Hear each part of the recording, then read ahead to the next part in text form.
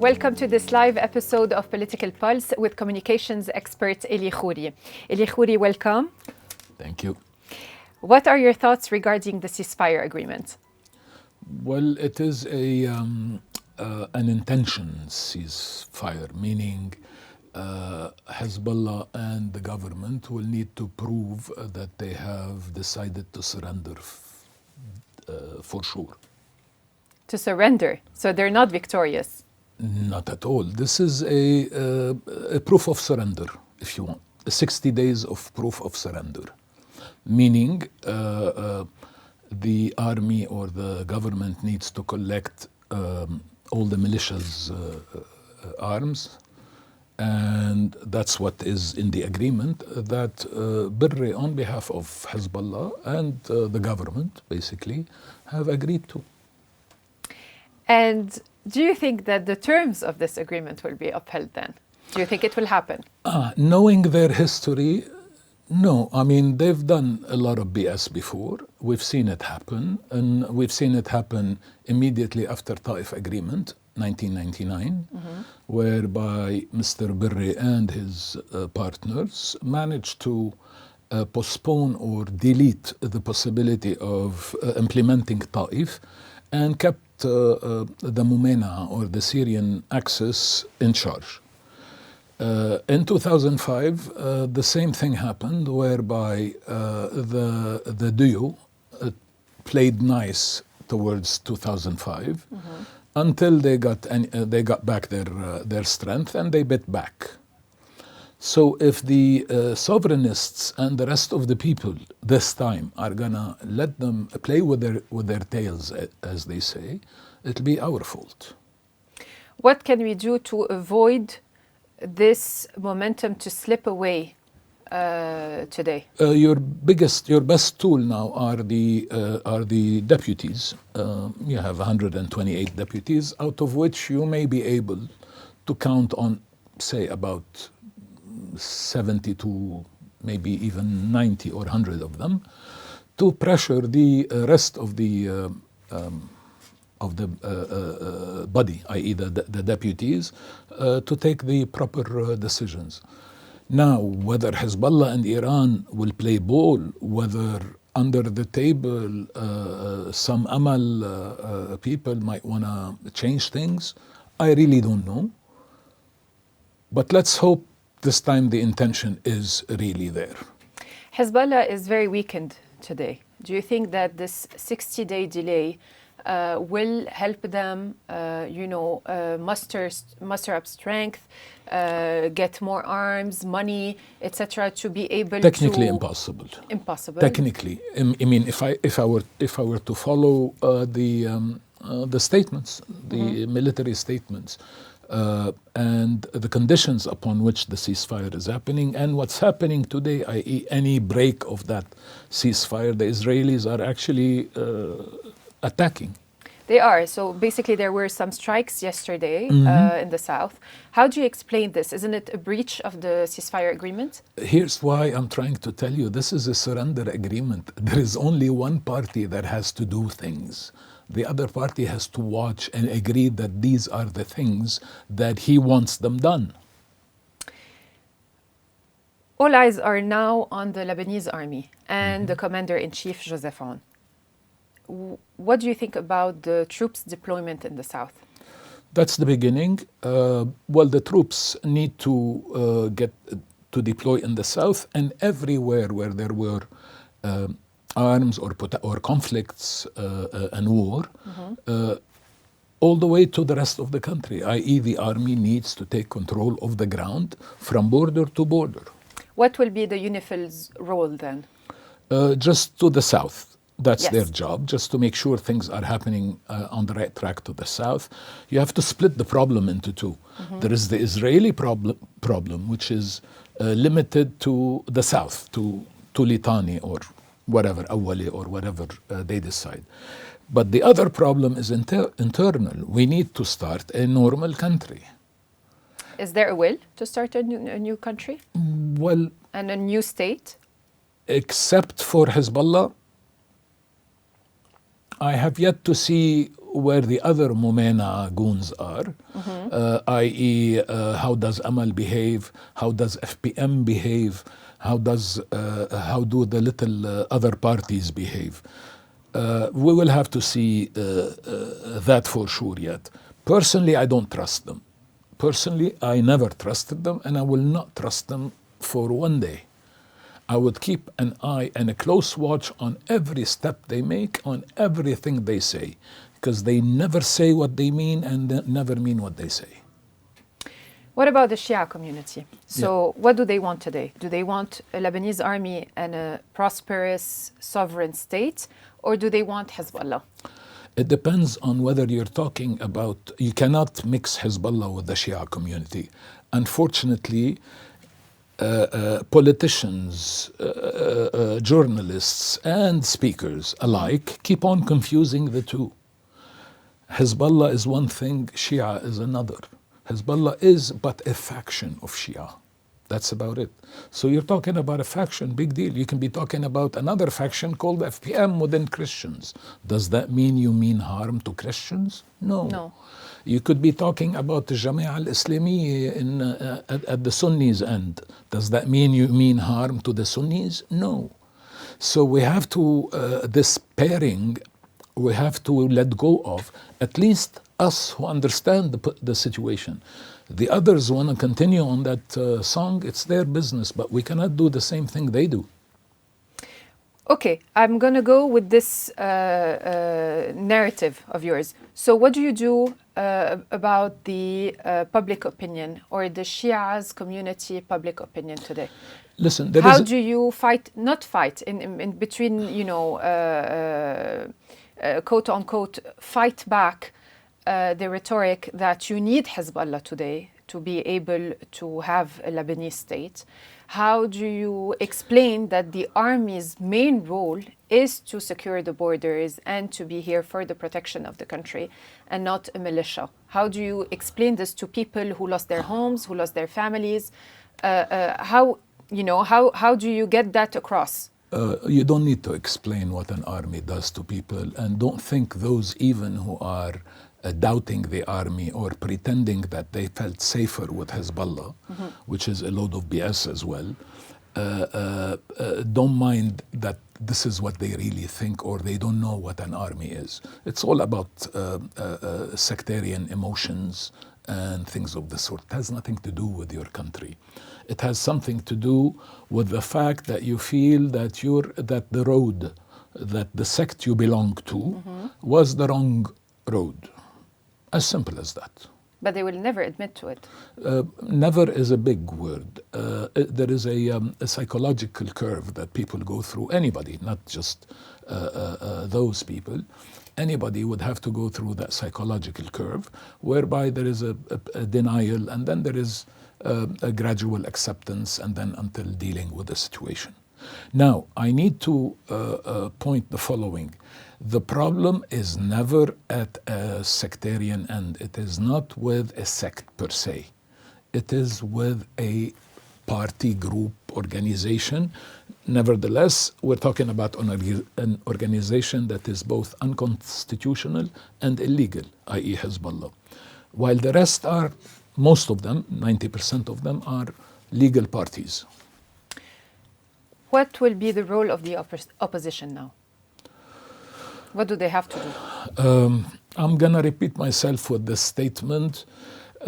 Lincoln once said, and I love that saying, if you have 7 days to cut a tree, you should spend 6 days sharpening the axe.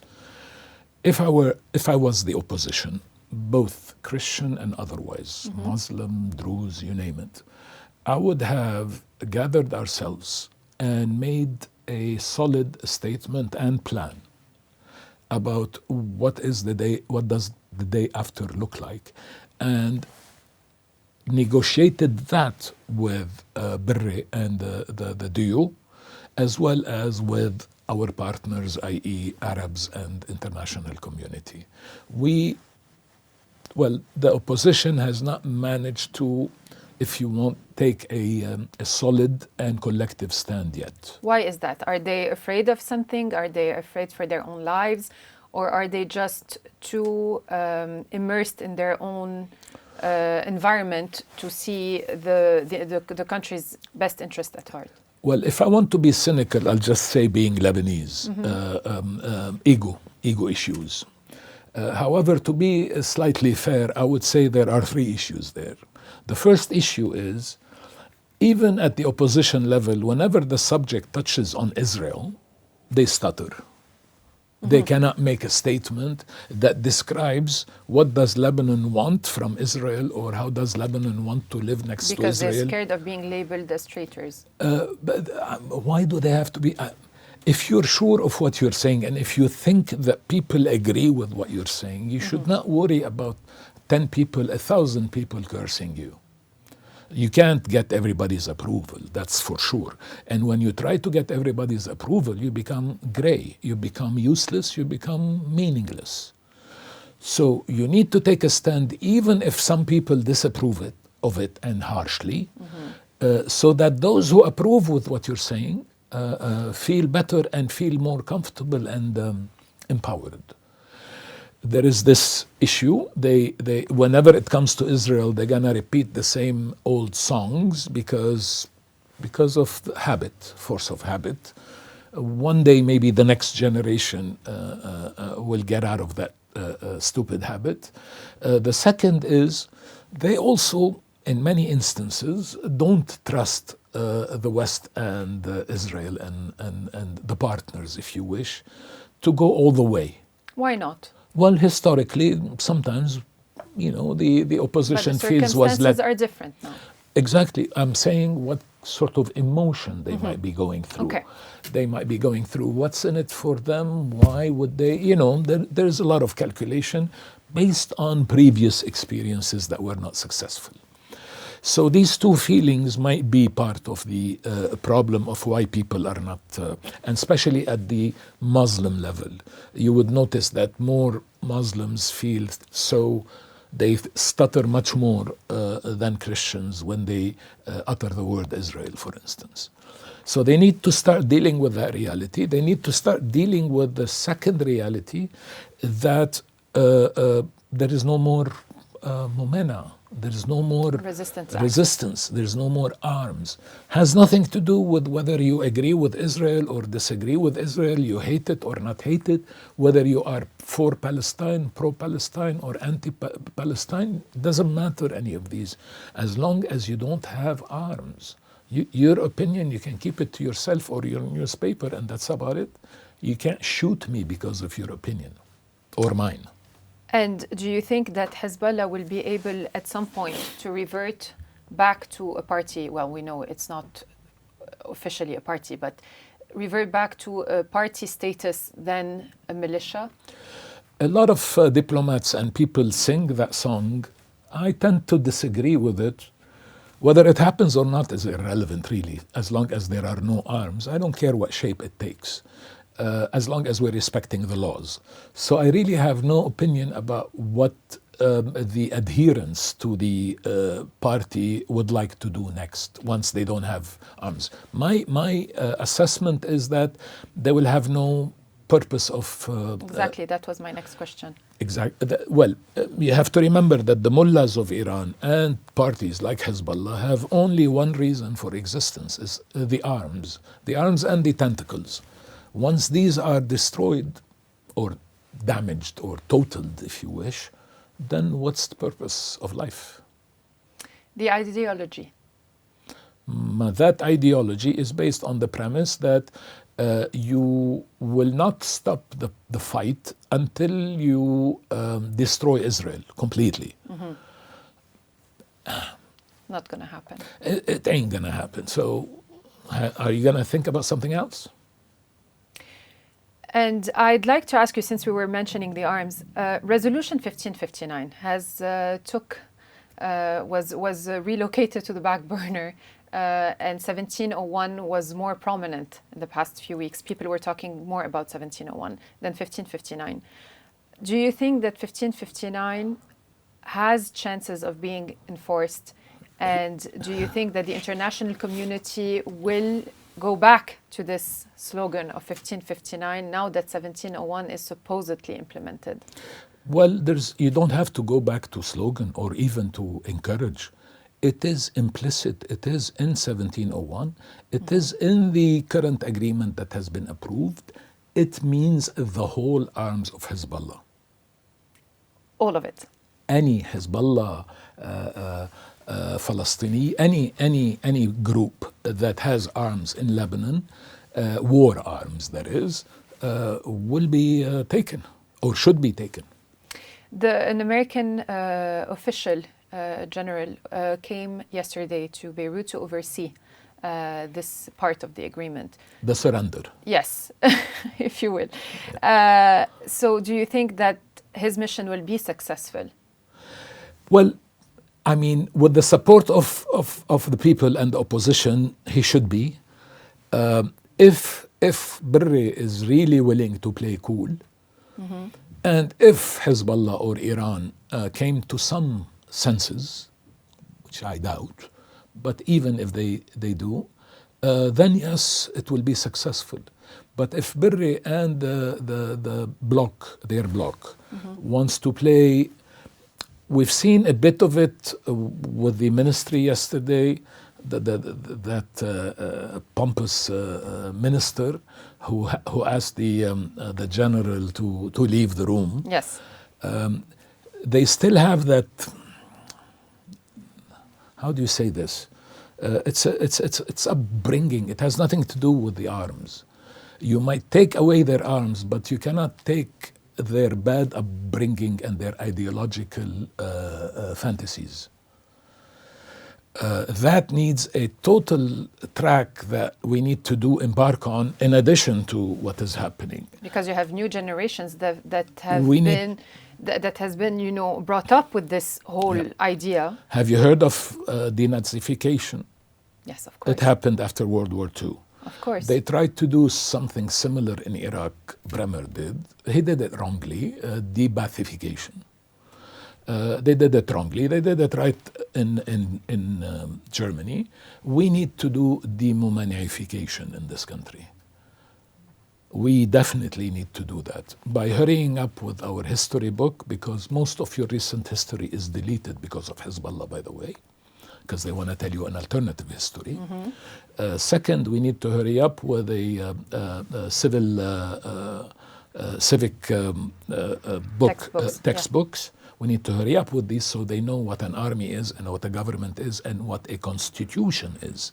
They need to start realizing that a constitution is higher, much, much higher and more important than all your religious theories and your ideological tendencies. What does this ceasefire mean to Iran, Syria, and Hamas? Does this mean that there's a reshuffling of cards and that they have to rethink their whole strategy now? About Hamas and Syria, I think they're old stories already. I don't think they can rethink anything anymore. If there is a chance of rethinking, might be for Iran. Aslan, Iran's intention, anyhow, was not neither to defend the Palestinians nor What was it then? To defend its own interest and be at the table. That's all. That's all. And now that it lost them, it's going to worry about its own head. And I think its own head is next. Do you think that the new U.S. administration led by Donald Trump will be taking care of that? I don't think so, or I don't need to think that way. I think the Israelis are already onto that.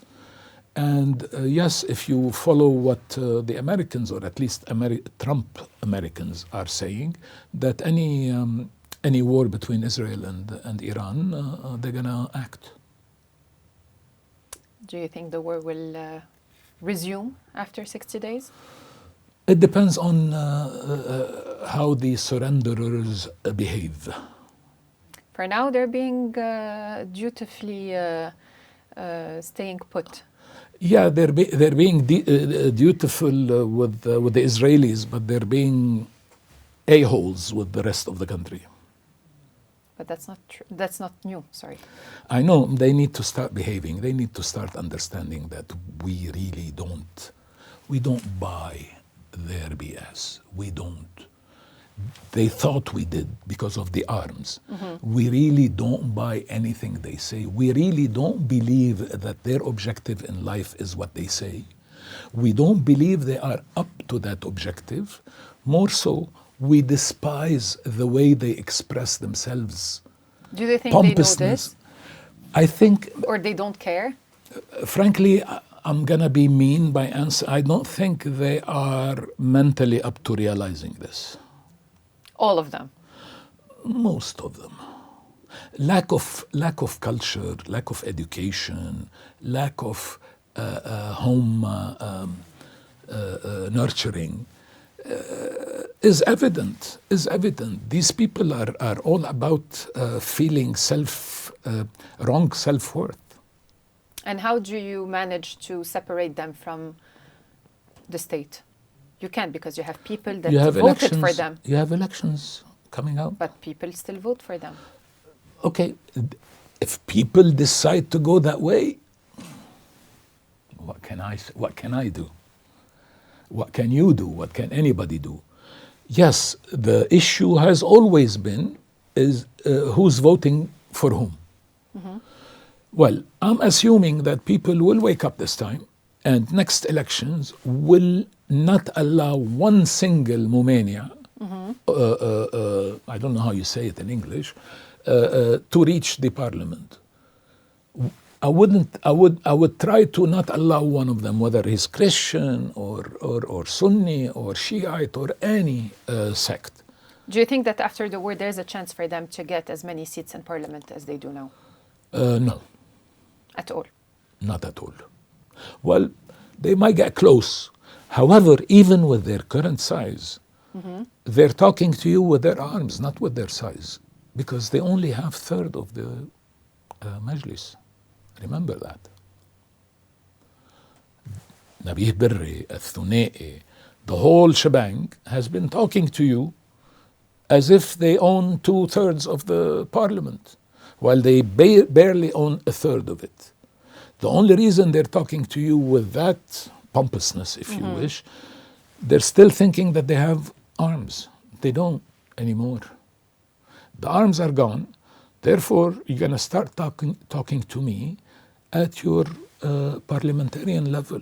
You own 1/3, so talk to me as if you're 1/3. What about cabinet?